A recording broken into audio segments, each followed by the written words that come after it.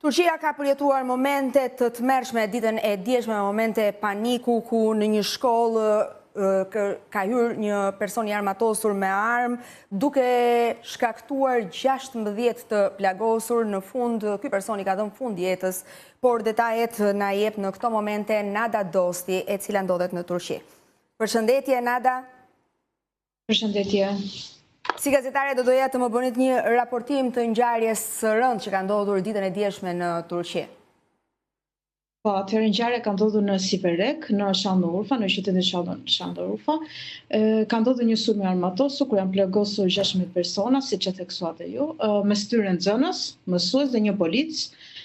Guvernatori i Şanlıurfas, Hasan Shildak, bëri të ditur se autori i sulmit ishte një ish nxënës i shkollës. Ai ka kryer vetvrasje pasi e kuptoi se do të arrestohej. Guvernatori dha detaj mbi ngjarjen dhe tha se sulmuesi është i lindur ka qenë i vitit 2007, pra që bie diku tek 19 vjeç dhe humbi jetën, pra vrau veten gjatë ndërhyrjes së policisë. Duke folur për spitalin para spitalit shtetëror të Siverekut, ai theksoi se është nisur një hetim i gjerë, si në aspektin penal, ashtu edhe në atë administrativ. Çfarë dihet deri më tani në lidhje me autorin, me 19 vjeçarin? Kishte patur përplasje të mëparshme? Është ngjendur ndonjë material? Po. Po, nxënësi personi në fjalë ka pas qenë nxënës i kësaj shkolle.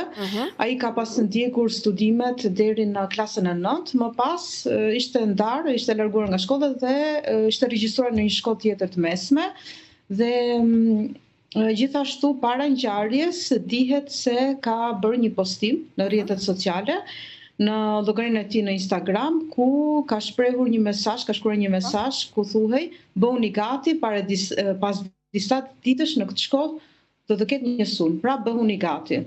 Pra e kishte paralajmëruar si ngjarje. Si ka mundësi që nuk është marrë asnjë mas, apo e kanë shpërfillur si lajm, nuk e kanë marrë seriozisht ata?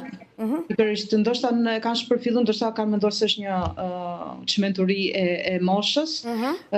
Gjithsesi djali quhej Merket dhe nga emri dhe nga tiparet duket që është një nënshtetas turk me etni turke. Familjarët janë marrë në pyetje, kishte shfaqur shqetësime 19 vjeçari, kishte dhënë sinjale përveç këtij statusi në platformën e tij Instagram? Me sa kam hulumtuar në mediat kryesore turke, po edhe në rrjetet sociale aty ku zakonisht domethënë ka më shumë spekulime, nuk ka asnjë prononcim të familjes, nuk ka asnjë prononcim të miqve, të rrethit të ngushtë të personit në fjalë. Mirë po, vazhdojnë domethënë hetimet, deri tani është arrestuar një person në shkollën në Şanlıurfa dhe 4 persone gjithashtu janë pezulluar nga detyra. Për hetimin administrativ të ngjarjes me kërkesë guvernatorit janë caktuar inspektor nga Ministria e Arsimit dhe Ministria e Brendshme, pra Drejtoria e Përgjithshme e Policisë.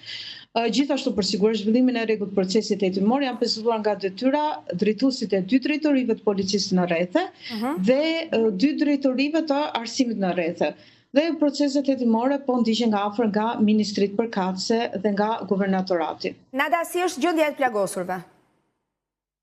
Sa i përket plagosurve, pra tham që ishin 16 persona, 4 mësues, 10 nxënës, një polic dhe një punonjës i kantinës, pra i kafeterisë lokale të shkollës. Janë ende në spital, janë dërguar në spitalin e qytetit, në spitalin Siverekut, po vazhdon domethënë trajtimi i 12 plagosurve, ndërsa një nxënës për shkak të gjendjes mesatare, pra jo të agravuar, jo intensive, po kalon ambientet e spitalit, po. Po, në gjendje mesatare është transferuar në një spital më të specializuar. Të tjerë po trajton me kujdes në spitalin shtetëror të Siverekut në Şanlıurfa. Të falenderoj shumë për të gjitha informacionet që ndave me ne. Të uroj punë të mbarë, Nada. Gjithashtu.